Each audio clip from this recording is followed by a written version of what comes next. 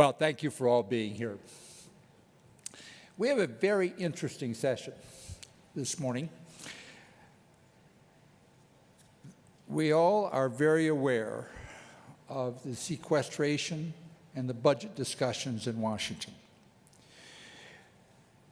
APLU, working with AAU, with the Business Roundtable, the Council of Competitiveness, and very importantly with Norm Augustine, known to so many of you as a colleague in this effort, over the last several months have signed a set of letters. 150 presidents signed one, the other parties I mentioned signed another, saying how important it was for us to, for the people of the country to get a deal on a set of things. Entitlement reform, tax reform, which included, no doubt, some additional revenue that would really go towards solving the problem. We also, of course, made the point that research and the student financial assistance were very important components for a long-term and investment agenda. We made our points concerning our own immediate issues, but we made a very conscious decision that we were going to also talk about what was important for the country. It's in that spirit, though, that we have this discussion this morning. It would be our intent, APLU and AAU and others, to continue to work really very aggressively on trying to make a contribution, trying to prod along this problem. Of course, we realize that everyone in the country is engaged in this, but I hope we distinguish ourselves a little bit by not just arguing for our own narrow interest. I think universities historically have had an important role of talking about issues beyond their own immediate concerns. Immediate concerns, which of course we think are critical for the country, but nevertheless more broadly. Well, it's particularly timely that we have our APLU national meeting, that we have a briefing about these issues by the experts that you will hear shortly, and that then you provide your feedback as to what you're thinking, what you think we should do. And to have this discussion, we have a particularly knowledgeable group of people. Barry Anderson is truly a budget expert who currently is the Deputy Director of the National Governors Association. Before that, he was the acting director of the Congressional Budget Office, and then a longtime deputy of that office. We've heard so much about the Congressional Budget Office and the key role it plays in all this. And then he was, for a period of time, the head of the Budget and Public Expenditure Division of the OECD, the more wealthy countries in the world. And that's a perspective that so you see the whole world, whole sets of budgets, I think is helpful in this time of our struggles. Now, Barry will lay out the major issues. He'll have a set of slides. It is not easy. You're going to have to pay real attention to this stuff. Now, we'll have the slides. The slides are available in the material that you received when you registered, and we'll get those on our website as well. Because there's so much material there, he'll have to go through it relatively quickly. But that'll provide us the context for an important part of this discussion. And then after Barry speaks, we have the good fortune to have Bill Hoagland to speak to us as well. Now, Bill served as the Director of Budget and Appropriations in the office of Senate Majority Leader Bill Frist, for several years, and you recall that he, as Majority Leader, had a very important role in those discussions. Then prior to that, he was the staff director of the Senate Budget Committee when Senator Domenici was chair of that Budget Committee. Domenici, our old friend, and that too was a critical and central role. Now, Bill will speak briefly in comment, in part in response to the earlier comments. Then next we have Doug Roberts, who is the director of the Institute for Public Policy and Social Research at Michigan State, an old colleague of mine there when I was at Michigan State. He was the state treasurer for some 10 years and has played a central role in virtually all the fiscal questions in Michigan for 15 years plus. Also with us here, and Doug will comment for about 5 minutes on what's been said, and then available for subsequent engagement. Will not upfront make comments, as our colleague Jennifer Polakidis, as who most of you know is Vice President for Legislative Matters, Government Affairs at APLU. And since we're talking about what we might do, I thought it was important to have Jennifer be right here to give her excellent thoughts and advice. So let us begin, Barry. Thank you.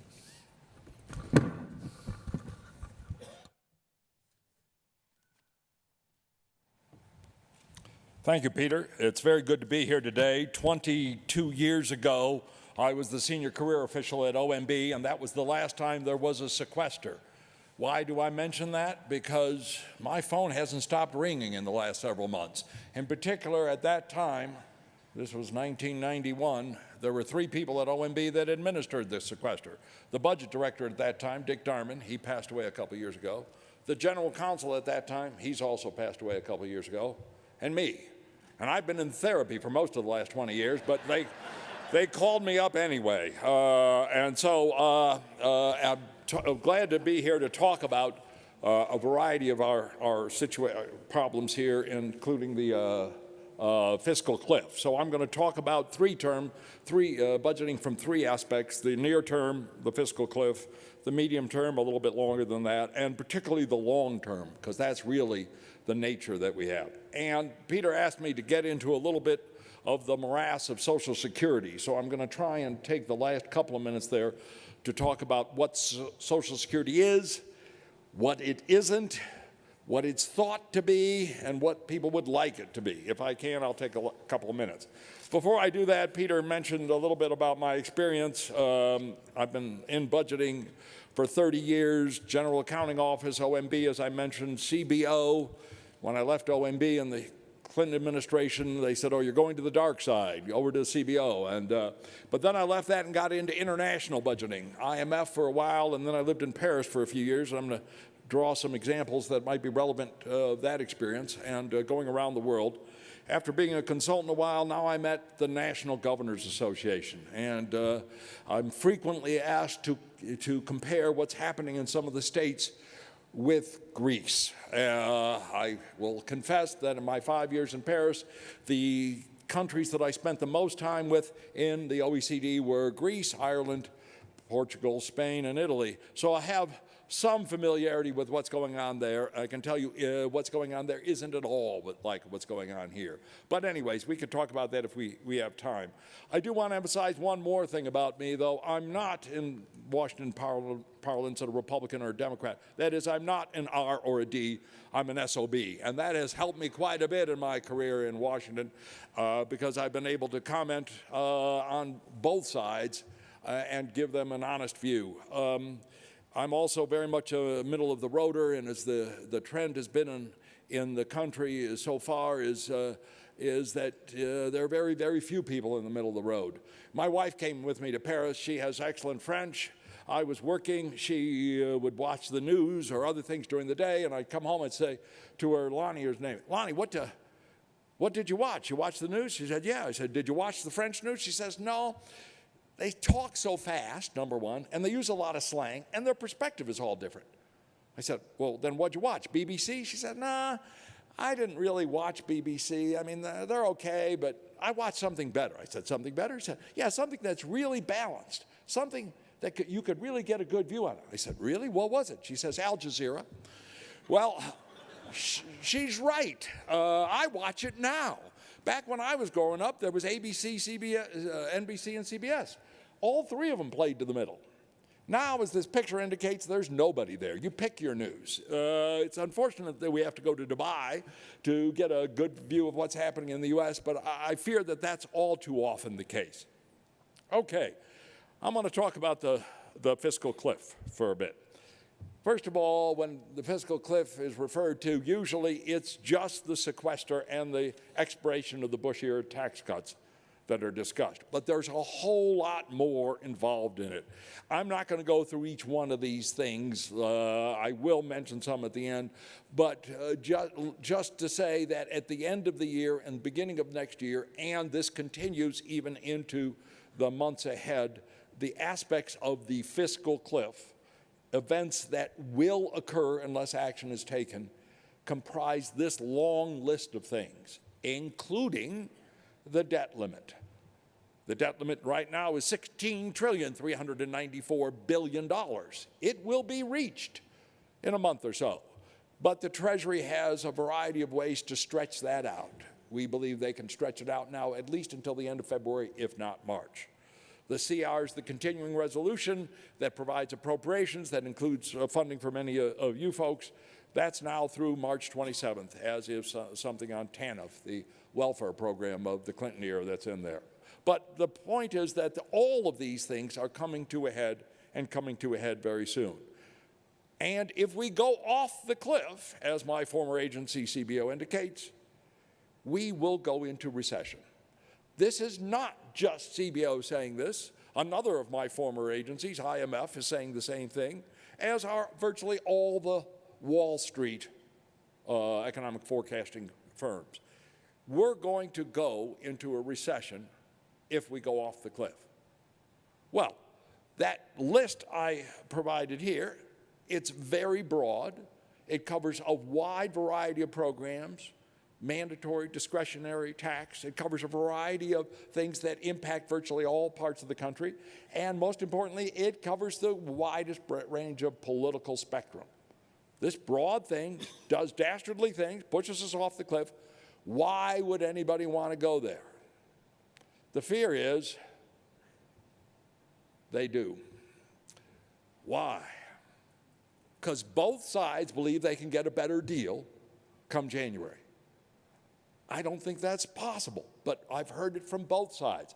This morning, as I was preparing for the speech, I heard it again. Give us our way, this member of Congress was saying, or we'll show them we'll go off the cliff. In addition, I mentioned that I was the last one to do a sequester. Well, one of the reasons I got called was that first thing, sequester. Cuts of 8.2% in non-defense programs and 9.4% in defense. I was asked, Barry, you were there. When you do a sequester, do you have to take the cuts right away? I said, no.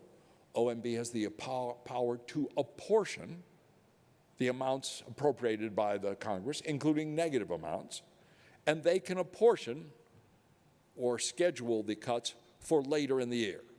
In the current case, they can't apportion it for later in March, but do the agencies have to immediately cut 8.2% on the 2nd of January? No.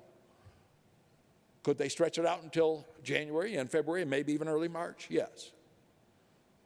Then I said, well, what about the tax cuts? They have to go into effect, right, if they expire? No. Secretary of the Treasury has the unilateral authority to change withholding rates. So the tax cuts could expire. Every person in this room would owe more taxes. But unless the Secretary of the Treasury changes the withholding rates, come January, you won't see any change in your withholding. Isn't that a risky game, you may ask?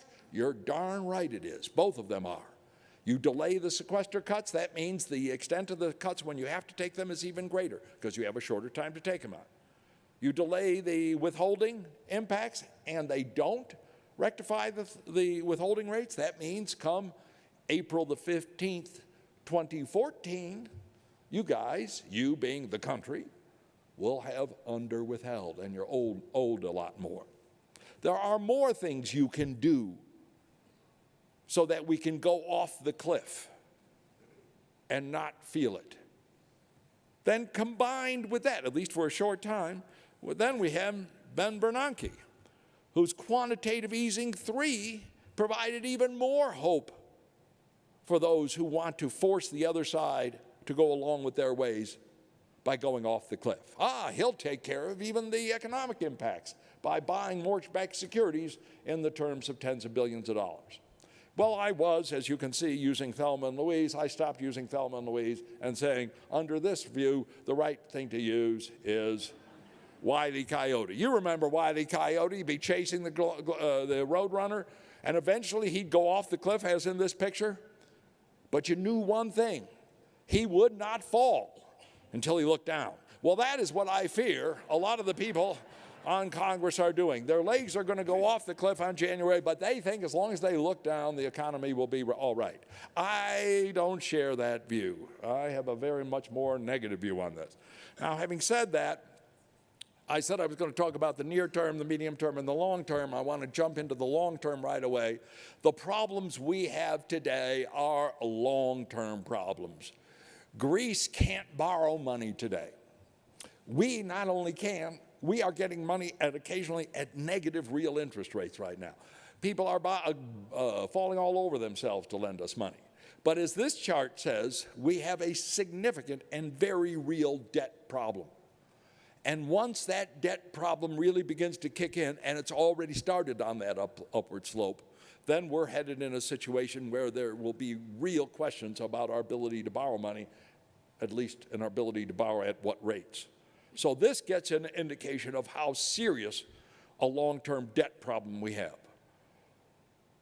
Can we grow out of it? That table before was done by CBO. This indicates the real growth rates that they expect in there. As you can see, they already have relatively optimistic growth rates for the long term. Can we grow out of it? No.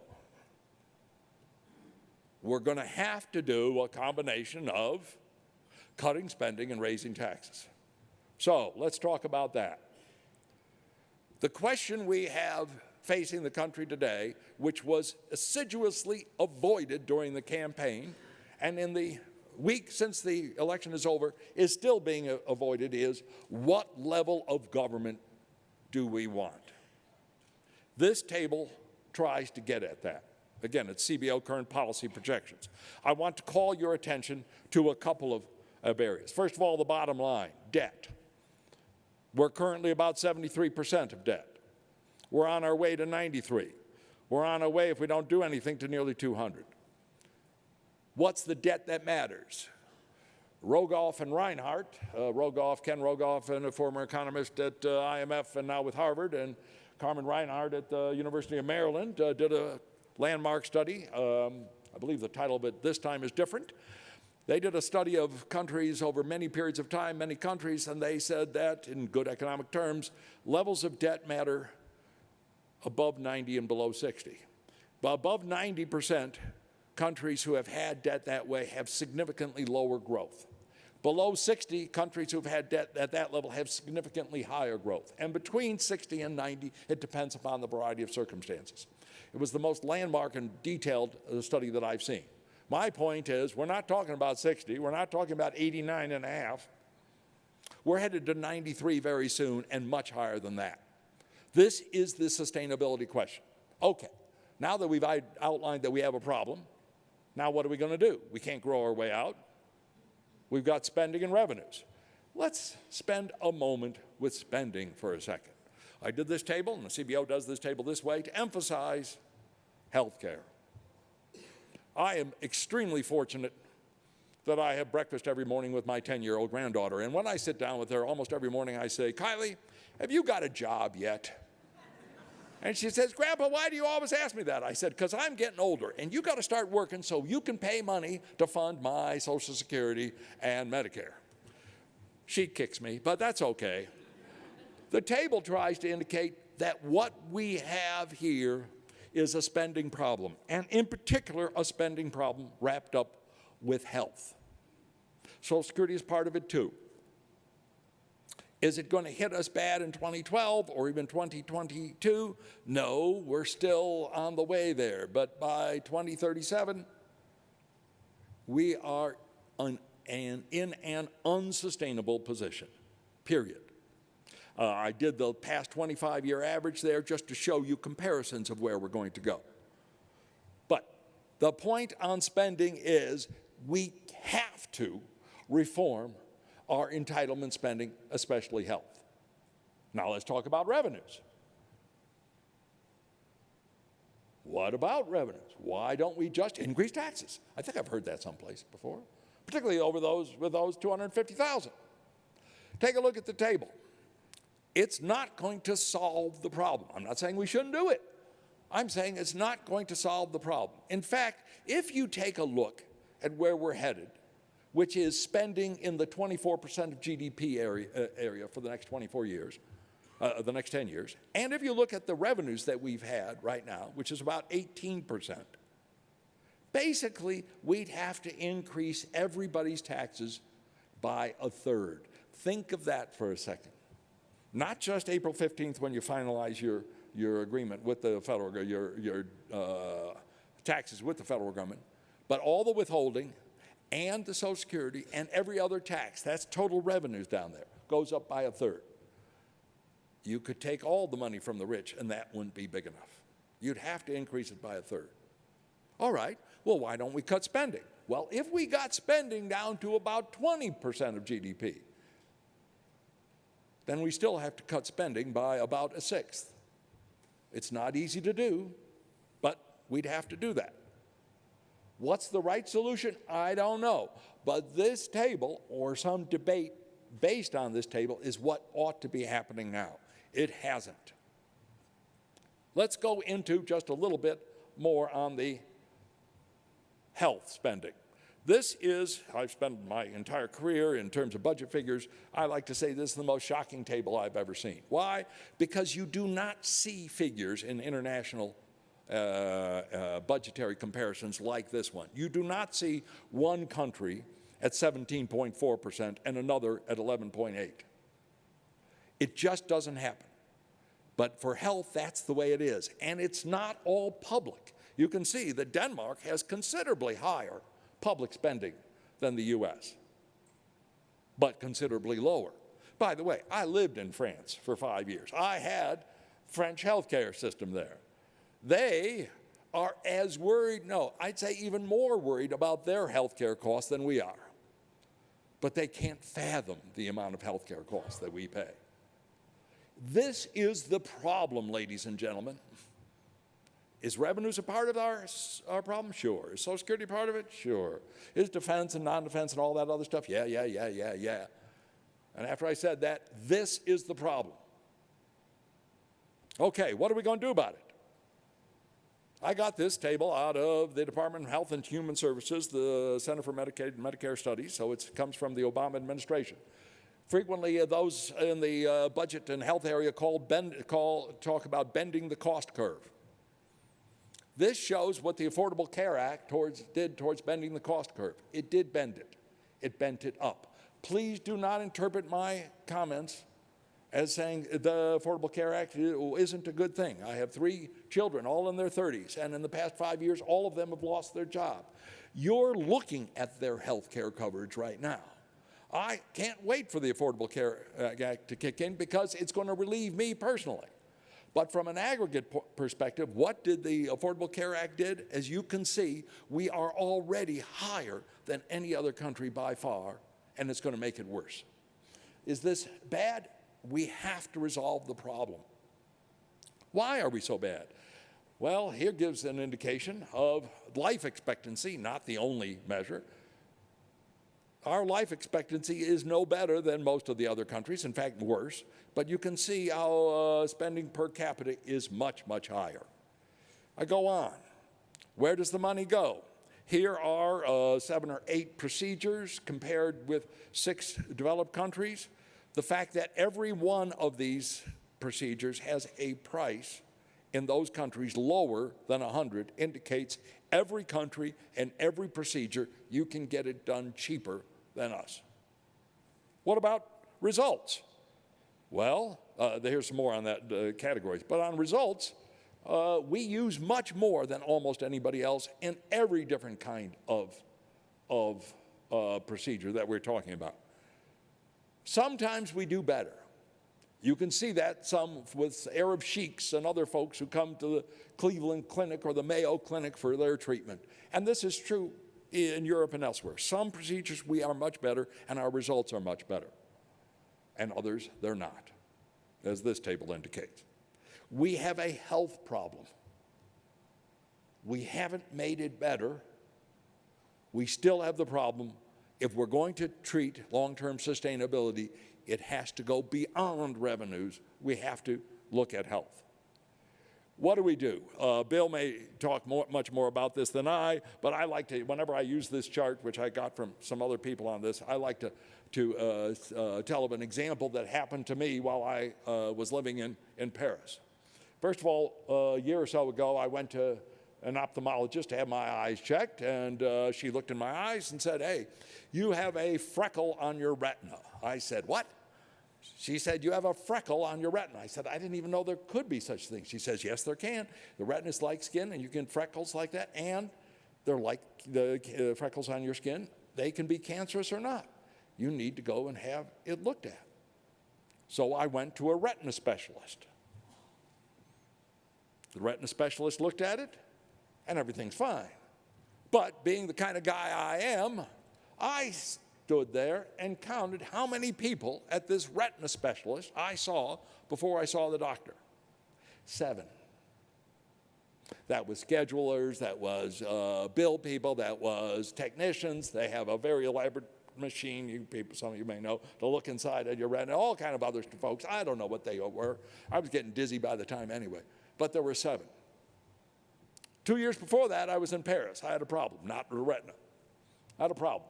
My French is almost non-existent, but particularly in medical areas. So I contacted some colleagues, and they said, "Go here, and you can get on the website and find French doctors who speak English." So I went to the office. I opened the door. There's a waiting room there, a couple chairs, a couple people sitting at the chairs, and that's it. I don't know what to do. I stood there. All of a sudden, the door opens. A guy in a white coat comes out. He looks at me. I look at him. He says, "Monsieur Anderson?" I said, "Oui." He said, "Oh, come on in. I've been expecting you." So I go in and see him. He does the procedure. Everything's fine.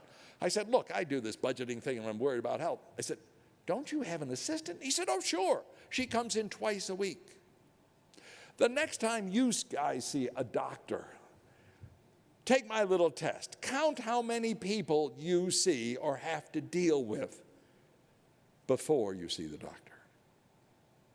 One of the things that we suffer here is an administrative burden that is just bordering on intolerable.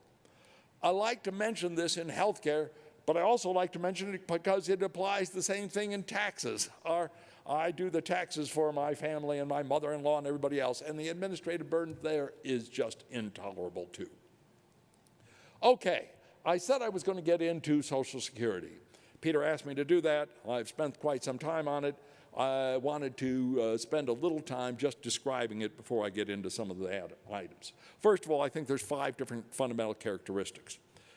A lot of people don't realize, but Social Security is intergenerational. It was set up that way. It was set up in the 1930s. The elderly people at the time, many of them were very poor, and they had no government program, and the only way to help them out was to take monies out of those who were working and give them to those who were retired. It was an intergenerational transfer from those working to those retired. Likewise, it was pay-as-you-go. That is, it was never intended to have money set aside, unlike my picture of Scrooge McDuck up here. A lot of people think that in the basement of the Treasury, there's Scrooge down there with cash, and it's all theirs, and they're going to get it back. No, it was pay-as-you-go. Monies would come in, and then they'd go out at the same time. The obligations are defined. They are not funded by invested taxes. Who defines the obligations? Congress. Have they changed them? Oh, yeah. Are they going to change them again? I just spoke to a group of students on Social Security. I said, I want to talk to you about Social Security. I want to hand out a summary of my presentation before I begin. I had a great big cardboard box. I handed it out. In the cardboard box were lollipops. And every student had a lollipop in his hand. Finally, one of them said, "This is a summary of what you're going to say, Mr. Anderson?" I said, "Yes, it is." He said, "We don't get it." And I said, "Well, if you think you're going to get full Social Security benefits, then you're a bigger sucker than what you have in your hand." The obligations are defined by the Congress and not funded by invested taxes. Finally, the last characteristic is that it does zap higher income earners already. It is somewhat, not very much, progressive. The benefits that you get on your first dollars of income are greater than your last dollars of income, even though the amount of Social Security tax is capped. So that's the fundamental characteristics. Well, that's one way of putting it. Then here's another way to restate it. But I don't ever talk about this because people don't like it when I put it this way. In any case, that's what Social Security is. There is three ways to look at the issues, and this is why so many people become confused about Social Security. They hear the accounting way and the accounting way only. They hear that there's something called the trust fund, and that the trust fund has to have changes or must take action to remain solvent. Is that accurate? Yes, it is. But it's only one of three ways to do it. The second way is the budget way. Social Security is an obligation of the U.S. federal government. It is part of the budget. You can call it off budget, you can close your eyes and hold your breath and turn blue, it's still part of the government. When you look at budgeting, you look at balance and you look at sustainability, what we've been talking about before. You can't separate out Social Security of that. It is part of it. You can if you make it private, but there's a lot of people who don't want to do that, and understandably so. But the most important thing to look at of the three ways is economic. Social Security plays a role in our largely economy. We look at growth in the economy, and our goal is a higher standard of living. It's good to keep those three ways in mind whenever you're thinking of Social Security, because so often they are confused. Now, when you take a look at that last item, economic, then it is important to look at spending as a percentage of GDP. Think of the economy as a pie. We take a slice out of that pie every year and give it to the elderly. That's why I tell my grandchild she has to work, because I'm going to be retired soon. She has to earn more money so I can get my money. Here's the slices we have taken out of the pie under two different CBO baselines. You can see that the slice is going to grow considerably over the next 25 years. Another way of stating what I said before on the level of government. We're going to have a pie where we are now taking out about 10%. We're going to be taking out over 15%. That slice is going to grow. Well, how are we going to fund it? Well, one way is to make the pie grow bigger. If you're taking out a larger slice of the pie and you have a bigger pie, everybody's happy. How do you make the pie grow bigger? Well, there are a variety of ways. One way is to run surpluses. Oops. We're not quite there yet, are we, guys? But there's a variety of other ways. But from an economic perspective, continue to think about the economy as a pie. Continue to think about Medicare, Medicaid, Social Security, and the benefits we provided for the elderly as a slice of the pie. Certainly, you can make investments in education, in infrastructure, and in others. And if those educations pay off in years down, then the pie will grow bigger. Sometimes, however, the choices made in Washington as to what investments to make aren't always the best one. But I strongly suggest to you that when thinking about Social Security, think of this little table and about the slice of the pie. Okay, how to make Social Security grow bigger? Increase savings, run surpluses, or you can cut retirement age, you can index to prices, not wages. You can do a lot of things here. But let me tell you one thing you can't do. That bottom line there says swap Treasury debt for equities.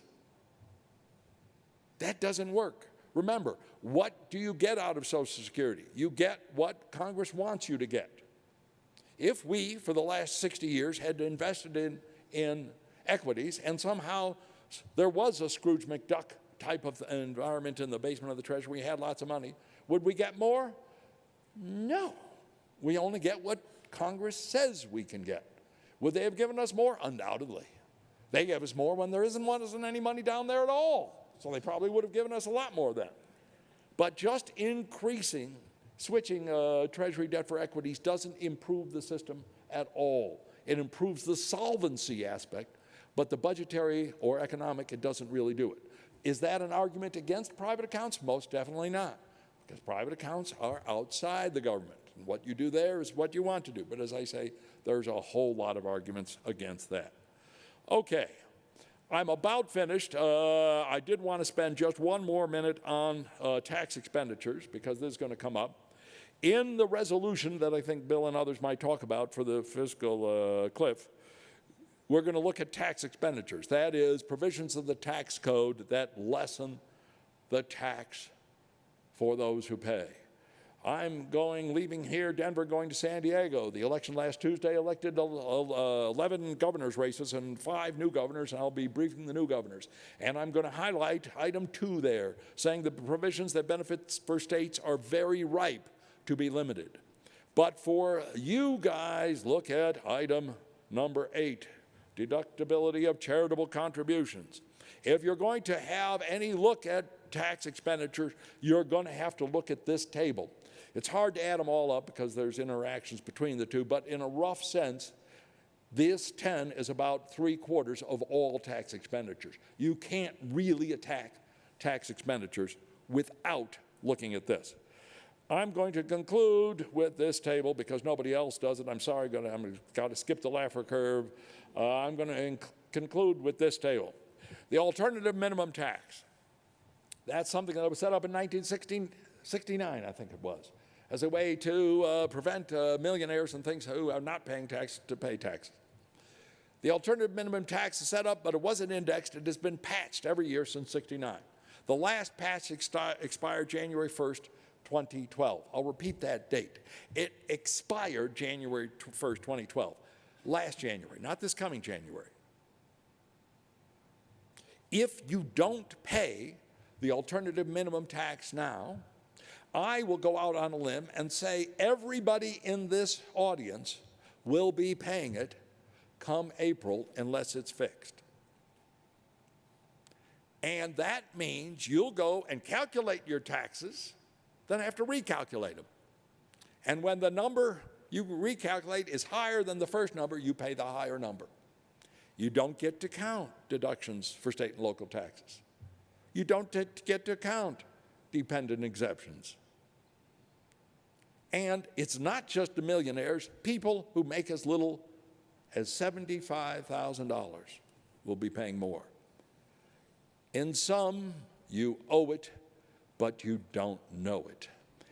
Can they fix it over the next 2 months? Yes. Can they fix it the first or second week in January? Yes. If they wait until late January, February, it becomes more problematic to fix. They can do it, but there's going to be hell to pay in terms of what IRS, who may be under a sequester at the time, can do in terms of the forms and getting you the withholding in that matter. I'm sorry I have to end on such an upbeat note. I do attempt to look for a little sunshine in this, but we have a problem. It can be fixed if we concentrate on what the problem is and what some of the solutions. Revenues can't do it at all. It's got to be spending, and health has to take a look at it. Thank you very much. Well, thank you very much, Barry.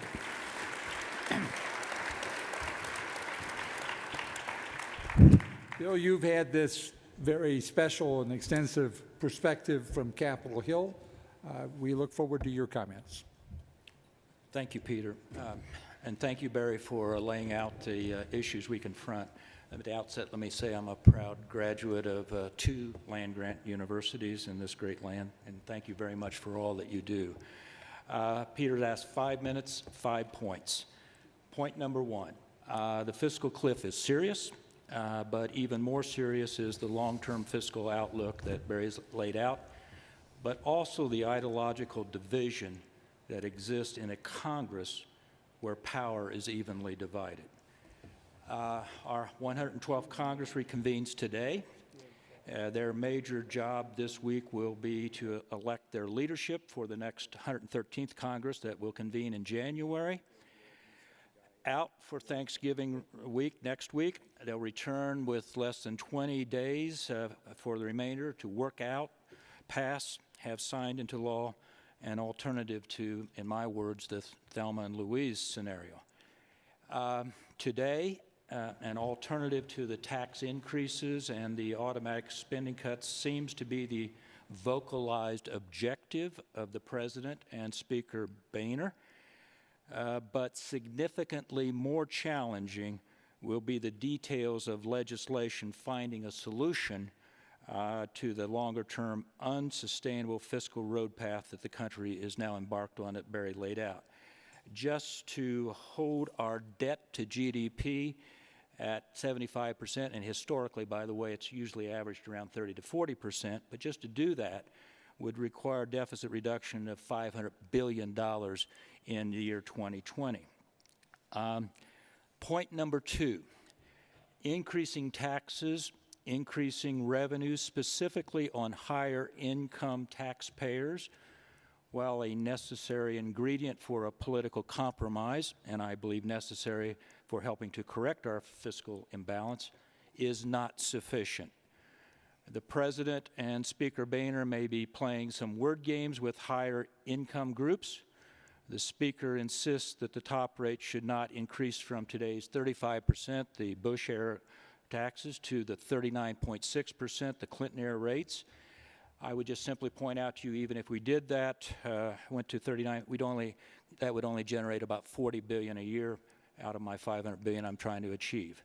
Closing tax loopholes, scaling back deductions, credits, exclusions in the tax code for higher income individuals can raise revenues, but it will also raise strong resistance from, Barry highlighted a few of these. Let's start with the realtors and homeowners, the mortgage interest deduction, employers and health insurers, because the most expensive tax expenditure is our exclusion from employer-provided health insurance, and also charitable groups and others such that will impact you directly.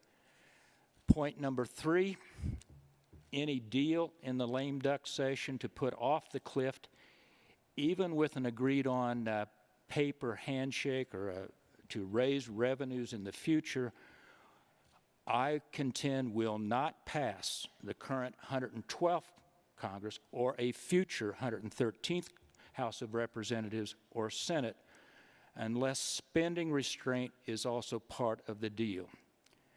And just not any spending, but the drivers, and particularly the ones that Barry has highlighted in terms of Medicare, Medicaid, and Social Security. Let me just point out the President is meeting today with a group of stakeholders who will tell him not to touch any of these programs. Point number 4, an alternative framework to avoid the cliff has been developed by the group that I work for right now called the Bipartisan Policy Center. And importantly, Colorado's own Michael Bennet, along with a small group of other U.S. senators, are advancing an alternative that effectively kicks the can, should I say. We are now kicking 50-gallon drums down the road that extends for 1 year the current tax rates and requires a down payment, and here we go, a down payment savings in this lame duck session, with the idea that we would come back and use what we call regular order that Barry and I have worked on so many, many years to achieve a deficit reduction of somewhere in the neighborhood of $3 to $4 trillion just to get us back in line. I guess point number 5 and my last point, I'm not going to be any more upbeat than Barry. I remain skeptical. I probably am jaded from many, many years laboring in these vineyards. I hope I am wrong. But at least as of today, I still believe we will go over the cliff for a brief period of time.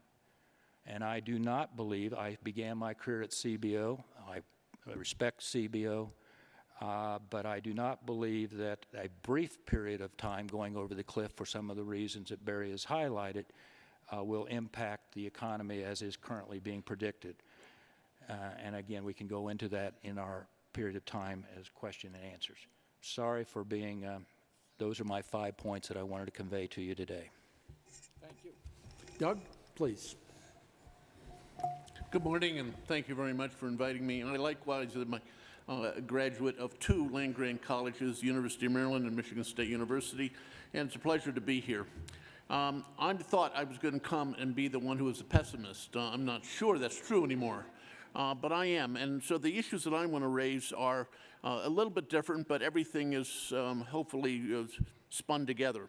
The first is just no budget, no outrage. We haven't had a federal budget in several years, and with the exception of people at the universities trying to force a budget, there doesn't seem to be a general public outcry on the lack of a budget. Even in my home state of Michigan, there's seldom any editorials writing the government has a fundamental responsibility to at least adopt a budget, and they don't adopt one and nobody seems to really care. I'd like to at least take a shot at that, and why? And my judgment is that if I have a choice, and I say this generically, if I have a choice between a continuation budget or a full budget with pain, then maybe I won't take the pain. So the answer is, I'm not sure we want a budget. I'm not even sure a legislator, either a congressman or a senator, really wants to come home to his home district or home state and saying, I voted for, in advance of the beginning of the fiscal year, $1 trillion deficit. Because somebody would have to vote for it. There's a document you'd have to have. This sums up to $1 trillion deficit. The second issue is, do $1 trillion deficits even matter? We just completed our fourth $1 trillion deficit. Over the 4 years, we ran about $4.5 trillion.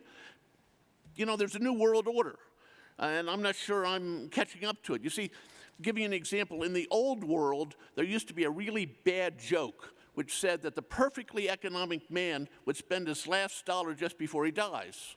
That's just not true anymore. A perfectly economic man spends his last dollar up to his credit card limit and then dies. So the point is, we just seem to spend. There isn't any sort of accounting. So do $1 trillion deficits matter? And if they matter, what do I mean matter? Again, I'm old school. I taught a class. Obviously, I don't know what I'm talking about. If you have deficits like that, how do you fund it? You either print money or you issue bonds. One has an inflation risk, the other has an interest rate risk. Today, we have inflation around 2.5%. All right, plus or minus, I'm not going to argue with that. 30-year bonds around 3%. I ask you, in 5 years, in your own mind, what is the probability that both those numbers will be double? If it doesn't start going up a lot, maybe we're arguing over the wrong thing. Maybe deficits don't matter. Well, of course, I believe they do matter, and I think ultimately we are going to see higher interest rates and higher inflation, and I say that in spite of some of the things we do to attempt to solve the deficit problem. They talk about the rise in healthcare, no question about it. You start seeing a 2 times or 3 times interest rate, start looking at the debt payment at that stage. And so all I'm trying to just say is that this is a very fundamental cost, and regrettably, there is something that I do believe, and it may not be true anymore. There is no such thing as a free lunch. We will pay one way or the other, and I think the other way is going to be higher interest rates and higher inflation. Can we change? I'm afraid that I'm one of those things that maybe it's too late. And that is, we've already jumped out of an airplane. We're falling at terminal speed, and by the way, terminal speed of jumping out of an airplane, if you put your arms out, it's only about 180 miles per hour. The problem is that even if we try to do something to decrease the terminal speed, what happens when we hit the ground? I'm not sure it's going to be anything but a hard landing. And I'm pretty pessimistic about somewhere down the road, and I think it could be as easily as 5 years.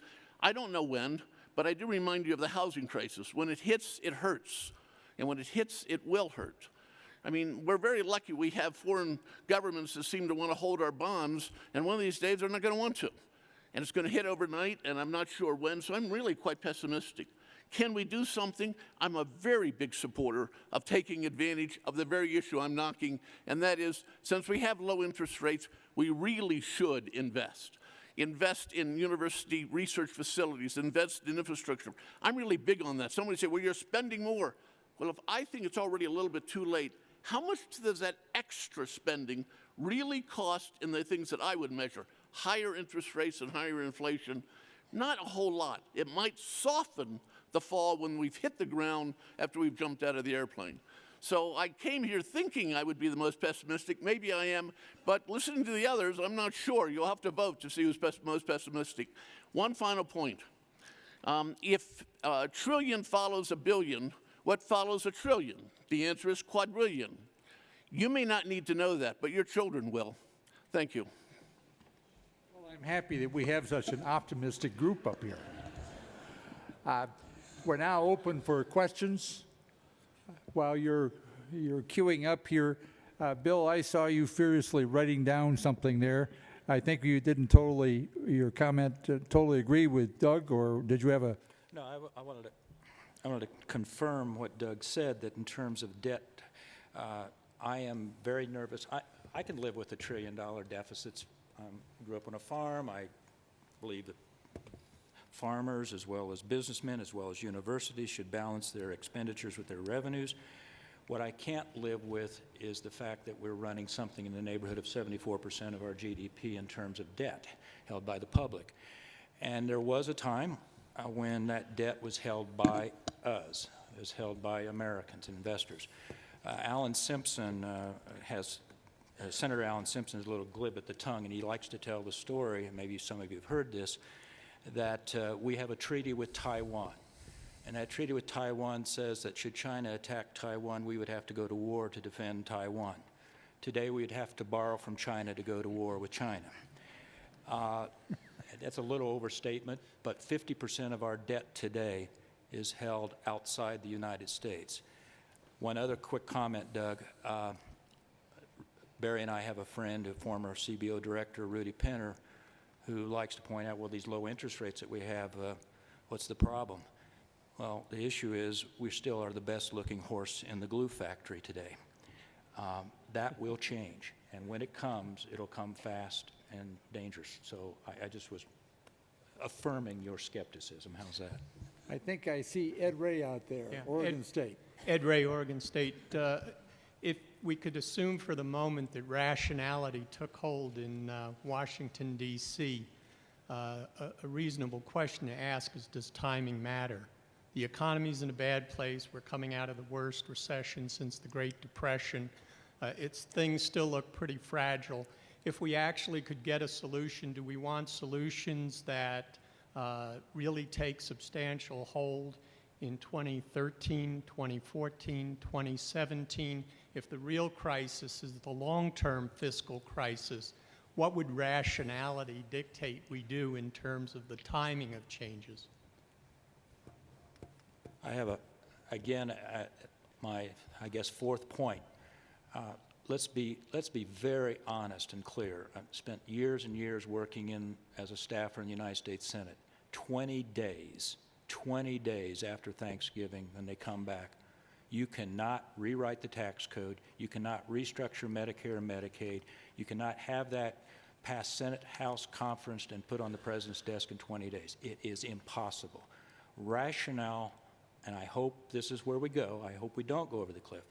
But a rational approach to this would be to reach a framework, an agreement that we will extend the tax cuts. I know this is kicking the can one more time.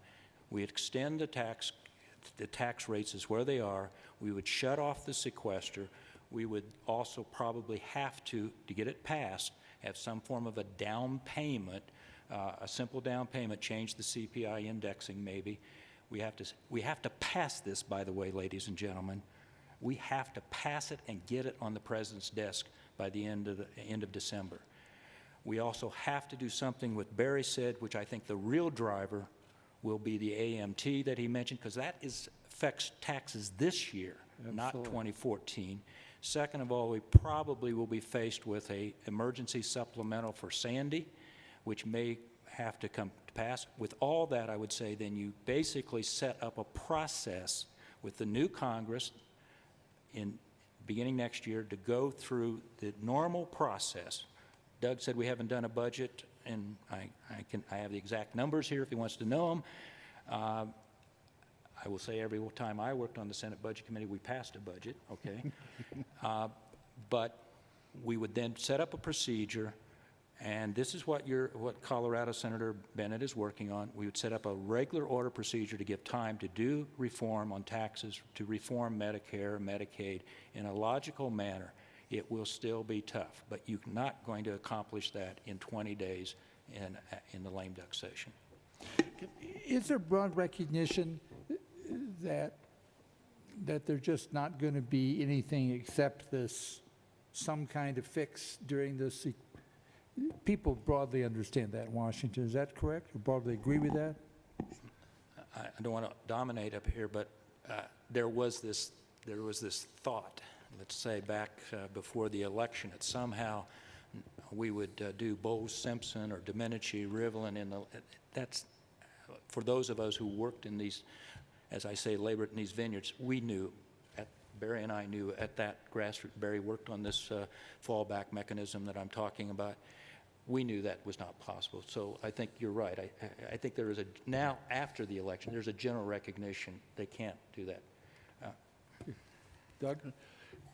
I would like to make just one comment on one side of the budget issue, and that's the revenue side. There's obviously an awful lot of discussion about taxing the higher income group. From my point of view, people do not agree. A perfectly rational, simple way of taxing them more is to use a flat tax, wait a second before you jump on me, for the upper level. Meaning, if a tax person at the moment has a marginal rate of 35%, that's not their average rate. Their average rate is probably around 25%.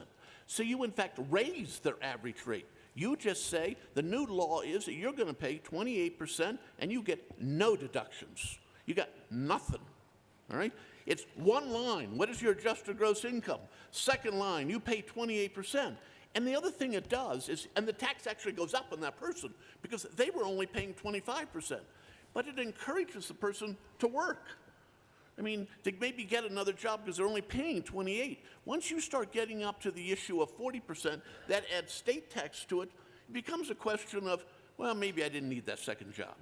So all I'm saying is you can do something, and I'm not talking for everyone, but if we're going after the higher income, let's go after them. Let's make it simple, raise their taxes, but yet say if you want to earn some more, that's okay too, because we all win. Well, having spent many years as a tax lawyer and then deputy at Treasury, I know the complexity of that tax code. Some draconian something has an enormous appeal. I just wanted to add to your response to your comment.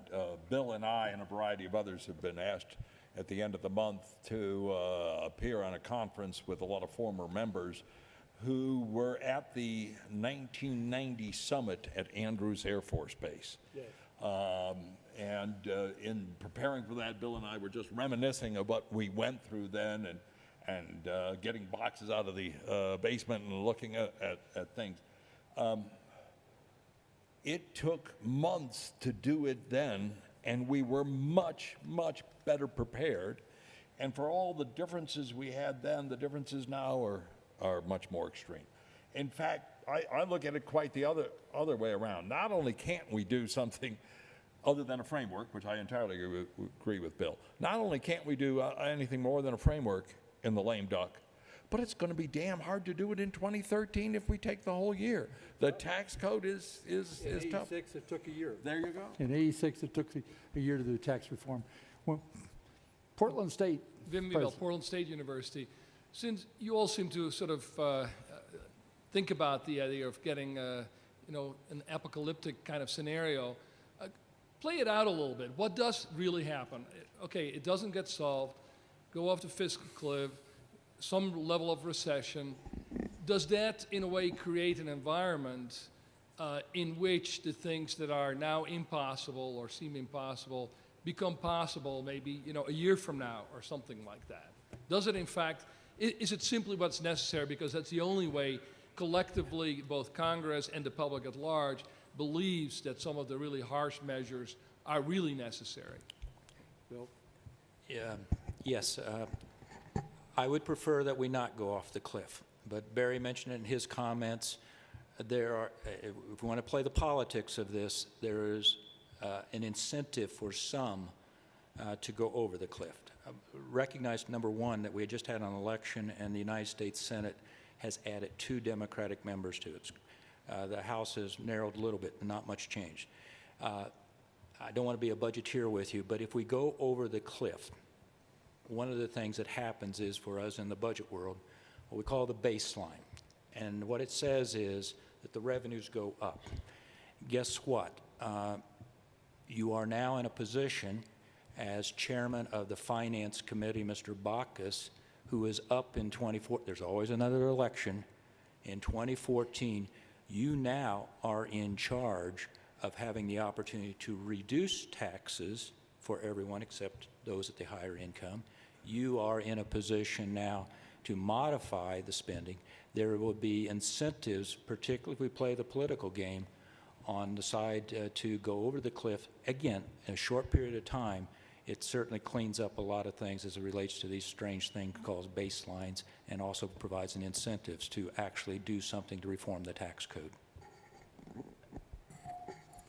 Well, Barry was suggesting, Doug, Barry was suggesting that Treasury and OMB could soften this for 3 or 4 months in such a way that the economic impact wouldn't exist for a while. So that I hadn't heard it quite that detailed before today, but that's a very interesting point. But I think you're both saying maybe we should be short the Dow and the S&T. That's right. That's right. There are a couple of big issues that we care about related to this. The first is the short-term issue and ensuring that sequestration does not happen, either because the agencies decide to hold off on the cuts until Congress can come to a bigger solution, and then or by fully just stopping the sequestration. And then there is the larger fiscal morass that we're in, and having that solved in a very big way. Now, when we talk about this amongst ourselves and to the Hill, we're really looking at, from our perspective, a great part of what we care about is the discretionary spending. So there are these 3 buckets. There's taxes and revenues, there's entitlement, and then there's discretionary spending. And so far, the only place that has had big cuts has been discretionary spending. Non-defense discretionary. True, but even defense, even defense has been cut some. So for it continues to be the case, though, that discretionary spending remains on the table as a place for further savings. How do you all think we can make the case to try to protect at least the part of the budget that we consider will help grow the economy, research and education? Yeah, the way I'd further phrase what Jennifer asked is, okay, they decide something on taxes. Maybe you and I talked about it as we came in. Maybe you have higher taxes for 2013, but it expires effective January 1, so everybody's sort of back at the table in full during a period of time here. But then the House, certain groups, members of the House say, well, we're not going to let this go by without some pound of flesh. You can't agree enough about how to something in entitlements, so you just take another slice off non-defense discretionary. It seems to me that's a scenario that is feasible and scary.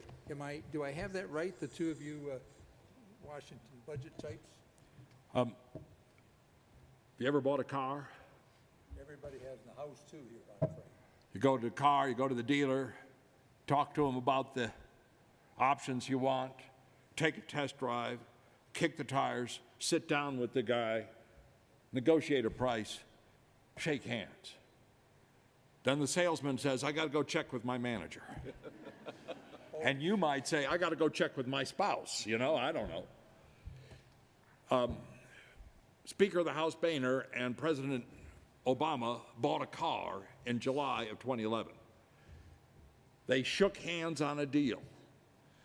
The deal was $3.2 trillion, maybe not perfect in our terms, in anybody's terms, but $3.2 trillion over 10. It had 3 components. It had a discretionary component, it had an entitlement component, and had a revenue component. Significantly, the entitlement component and the revenue component were equal in terms of dollar amount, $800 billion over 10. The discretionary component was $1.2 trillion or something like that. They shook hands, but then President Obama went to check with the manager, and the manager, whoever that might be, said, no, you gave away too much. You got to ask for 1.2 trillion on the part of the Republicans. Meanwhile, they were also saying, and this may or may not be true, I don't know, that the Republicans couldn't deliver on 800 billion, let alone 1.2 trillion, and the deal fell apart. My point to you is that was a deal they shook hands on. I'm not trying to go back to it dollar for dollar. The component that went into place was the discretionary component of the Budget Control Act of 2011. The two components that didn't go into place were the entitlement component and the revenue component. We, even at the National Governors Association, looking at it from the states, which is similar to the way you're looking at it, are trying to say, look, go back to the BCA limits, not the sequester, but the BCA limits. Those were agreed on. You've done that already. Now go and do the other components, particularly, as Bill has mentioned and I've mentioned, not just the revenue component, but the entitlement component. You've got to do that. Our view is that you can't argue just don't cut you, don't cut me, cut the fellow behind the tree. You can't argue just to protect your own programs. You've got to say, look, we have a long-term sustainability question, but it is involved in entitlements and revenues. You've got to look beyond discretionary. We had another question here. I'm wondering if you can talk a little bit about, in your mind, how soon would you balance the budget? And how many more $1 trillion in deficits will we rack up before we would, not when, but in your mind, when should we, and how much more should the debt be before we do it? So how many more trillion are we going to owe? If I were to put my slides up, I would show you a chart where we actually did get to a balanced budget. A lot of reasons for that. A lot of it had to do with the economy. 1998, 99, 2000, 2001, before September the 11th. And by the way, we're living with where we are today because in the spring of 2001, when we had surpluses as far as the eye could see, we passed the tax cuts that we are expiring here effectively at the end of December. But we passed a tax cut because we thought we were returning that surplus to the American public and not creating a deficit. We know then came September the 11th, and we went from the largest surpluses to the largest deficits overnight. To answer your question specifically, not in my lifetime. We will. You'll live to be a very old man, though. I hope so, but we are not going to balance the federal budget in my lifetime. I've given up on that. What I have given up, what I would like to say is, what I'd like to achieve is a reduction in the debt to GDP from the 75% back down to 30%. I'm sorry, the only way you're going to balance the budget at this stage is tremendous tax increases or tremendous cuts in entitlement programs. And let's be clear what I'm talking about. As I said, I'm a farm boy. I know something about agriculture price support programs. It's not agriculture. We're talking about Medicare, Medicaid, and Social Security. And I'm sorry, I'm frustrated. I don't know how we're going to be able to achieve the kind of savings in those particular programs in a lifetime that will ever get us back to a balanced budget. Can you give us your thoughts? Maybe it's too complex to do it in just a few comments, but what would be at the core of Medicare reform? Medicare? Right. Which is the big item here. Barry knows I just have taken on a task with the Bipartisan Policy Center to try to bring together, if you can believe it, Senator Daschle, Senator Frist, a Republican, a Democrat. I'm glad you're talking a little about that. I didn't get that in your introduction, but it's a key function. Senator Domenici and Alice Rivlin, to see if we can find a minute. During the debate, of course, you all heard about the Paul Ryan proposal, which had to do with changing the Medicare program into a premium support program. I think after the election, well, by the way, Chairman Ryan will go back and be chairman of the House Budget Committee for the next session. He says he's staying. And don't kid yourself, he's going to be as powerful as the Speaker of the House for the next 2 years. But he will probably still push a premium support. I don't think we're going to be able to go there. The fundamental change that I see to Medicare is that we're going to have to move away from the fee-for-service payment mechanism to something more like a defined benefit program. Can you do that? And can you do that and maintain the quality of care? That's what we're going to have to do. We're going to have to do it like we've done with pension programs and move away for this kind of open-ended kind of things that Barry has talked about in terms of the difficulty of administering these programs. But it has to be a fundamental change in the Medicare program. Can I just add to that? Bill just mentioned premium support. I'm a retired federal employee. Bill is a retired federal employee. I don't know if you're in that category or not. We have a premium support program as federal employees, or a voucher program. It works pretty damn well in terms of the government's cost is what it said it's going to be, and then we as federal employees can change every year, and we do. We choose, we have about 30 plans. We can choose, well, this plan is doing better than that. This one has higher deductibles. This one has better maternity care or something like that. We choose. I don't know the exact numbers. I think there's about 6 million Americans who are on this plan one way or another, including members of Congress. If it's good enough for us, I just don't understand. I know it's been demonized in the campaign, but it was demonized, unfortunately, because Ryan proposed it and Obama chose to demonize it. But before that, Rivlin and Ryan had a similar plan. And yes, don't get me wrong, I realize that the plan's cost could be such that the amount of out-of-pocket payments by the individuals could rise. That depends upon what the plan's costs are. But then, if you think of that, go back to that table I showed. We are so far above everybody else and so worse off, and it's our major problem. This is beyond, it takes a separate discussion. I know it's long-term, but I'm just so sad we haven't made more progress on electronic records. Because this group is, so many of them are data-oriented folks, and we know that if we could see what medical care was doing in terms of health outcomes and costs, we could see it, we would be able to make many changes. But it seems like in healthcare we're just grappling in the dark so often. Wendy.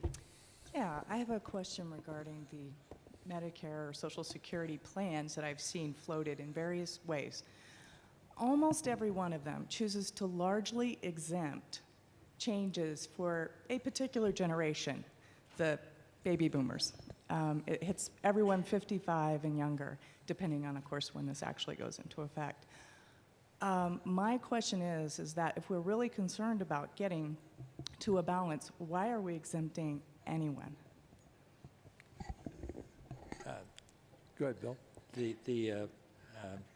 The third rail of politics, of course, has always been Social Security. Those who have planned for retirement or near retirement, it's usually argued that let's leave things as they are and not disrupt their lives any worse than it is. I would simply say for Social Security, also it takes time to make these changes, to phase them in. It makes sense that Ryan's plan was to exempt everybody above 55, 10 years out. I guess what I would say that most of the Medicare, if we're talking about savings over the next 10 years, you're right, you're not going to be able to totally exempt. I just turned that magic age. I have this little red card that came in the mail about my Medicare. What I sense is there will be, if in the near term, there will have to be increases in, and I hate to say this since I'm already doing it, is Part B premiums will have to go up rather significant, not for future retirement, but for current people in this category. I think there will have to be some major changes in exclusion or in deductions and co-payments to standardize those. So most of the plans, I agree with you, the big fundamental changes will take time. But I do not rule out that there won't be changes. If we're to be successful in achieving any savings, in the near term, there will have to be changes that affect current, particularly current Medicare recipients.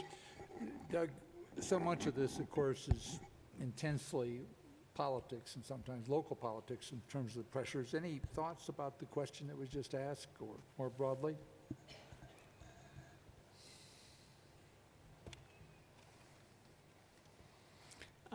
I can give you just a couple of very quick examples that in the state of Michigan, we, of course, like other states, dealt with the issue of both health care for retirees for state employees and moving from a defined benefit to a defined contribution. But when we did that, the initial decision was we were really long-term planning. We changed it for people who weren't even in the system.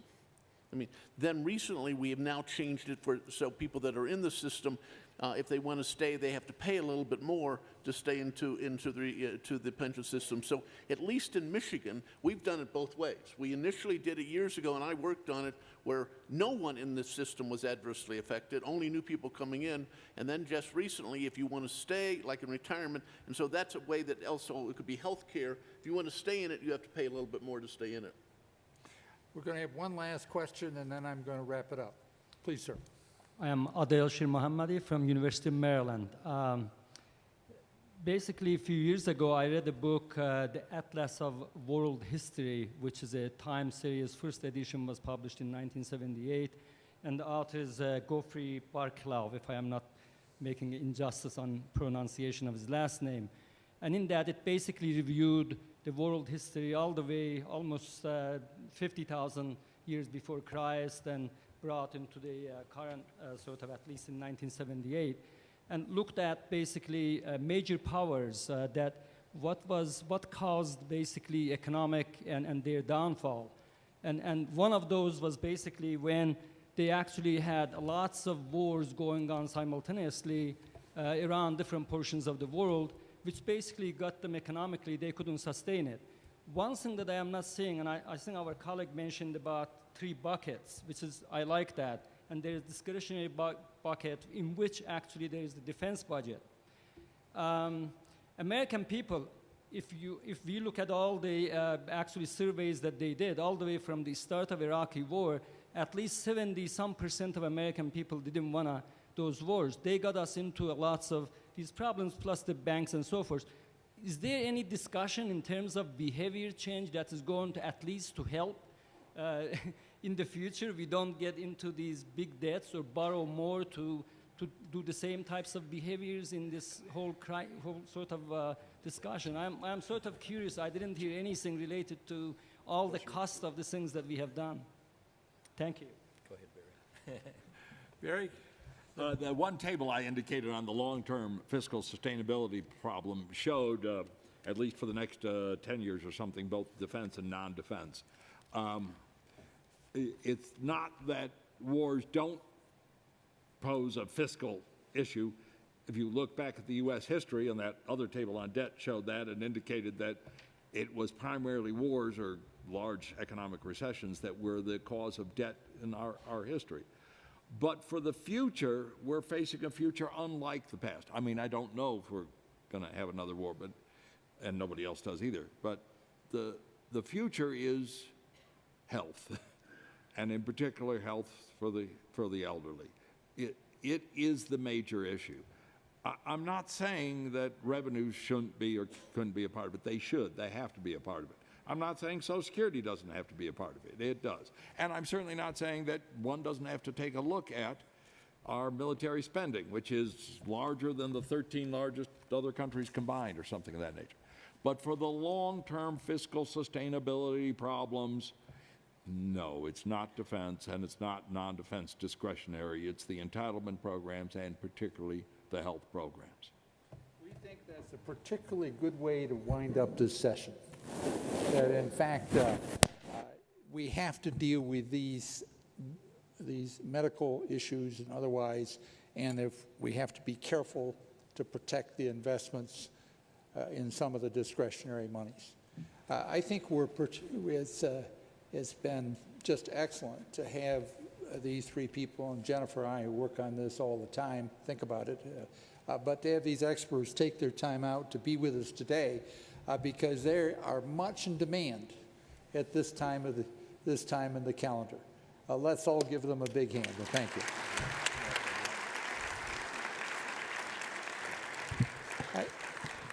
I think Bill has to run off to get a plane, and Bill, thank you so very much for being here. Well, this session, as we all know, concludes our program. I think it's really been an excellent program. I've learned so much, and I hear that from all of you. Bob Gates, Diane Ticio, so many other sessions. We really had an engaging group. I think about one of the other points that I've noticed is most universities are really into not just ideas, but some action and how we change. We know we've got to deal with, obviously, reduced money, but how we deliver education differently, or how we make sure that more students graduate. I think in almost every session that I was part of, people had very concrete ideas as to what's happening. It's really quite impressive. We do have this goal that we've pretty much all signed of by 2025 doing our part in terms of degree completion. We know we have to drive quality. We have this deep interest in STEM education and a range of other things. I thank you for all being here. I'm told and I believe this was a very productive session. So let me make one last comment, and that is Jean Middleton of the APLU staff. She never comes to these meetings, so I'm sure she's out in the hall someplace. But she and the APLU staff that put this together, all the logistics and make things go smoothly, they're an excellent team, and let's give them a good hand for all that work.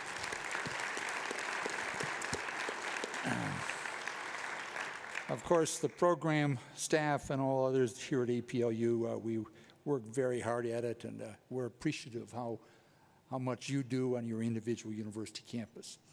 And so to wish us farewell and conclude this session, let me introduce Don Ehrlichman, who is the Chancellor of the University of Colorado, Denver.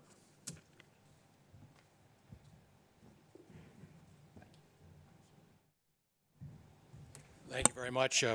As it happens this weekend, I read a book called Boomerang by Michael Lewis, and if any of you are still feeling optimistic about the world, I strongly recommend that you consume that title. It'll knock whatever optimism is left in you out.